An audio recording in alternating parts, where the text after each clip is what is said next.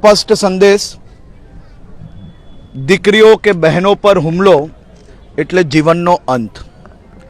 આટકોટની 6 વર્ષની માસૂમ દીકરી જોડે દુષ્કર્મની ઘટનાને આજે 40મા દિવસ પર ગુનેગારને ફાંસીની સજા અપાવવામાં ગુજરાત સરકારને સફળતા પ્રાપ્ત થઈ છે। હું રાજકોટ ગ્રામ્ય પોલીસ, સૌ વકીલો અને ન્યાયતંત્રનો ખૂબ ખૂબ આભારી છું। આ જ પ્રકારે ગુજરાત સરકાર દ્વારા ભૂપેન્દ્રભાઈ પટેલના માર્ગદર્શનમાં 100 દિવસની અંદર અનેક દુષ્કર્મના કિસ્સાઓમાં ફાંસીની સજા અને આજીવન કેદની સજા અપાવવામાં સફળતા પ્રાપ્ત થઈ છે। આ પ્રકારના ગુનાઓમાં ગુજરાત સરકાર ખૂબ જ ગંભીરતાથી ડે ટુ ડે કામગીરી કરી રહી છે। આવનારા દિવસોમાં આ પ્રકારના જે પેન્ડિંગ કેસીસ છે એની ઉપર બી ડે ટુ ડે કામગીરી કરવા માટે ગુજરાત સરકારનો સંકલ્પ છે।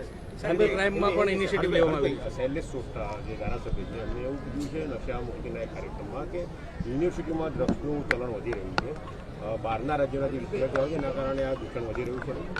હમણાં આજે જે દીકરીને ન્યાય મળ્યો છે, આ ન્યાય માત્ર એક દીકરી કે દીકરીના પરિવાર પૂરતો નથી, રાજ્યની બધી માતાઓ બહેનો માટે ખાસ કરીને આજે ખૂબ સંતોષ મનમાં હશે, આ બધી જ માતાઓના મનમાં, કે માત્ર 40 દિવસની અંદર ન્યાય અપાવ્યો અને એ બી રાજ્ય સરકાર દ્વારા ગંભીરતાપૂર્વક ડે ટુ ડે કામગીરીને ફોલોઅપ કરી અને આ ન્યાય આજે પ્રાપ્ત થયો છે।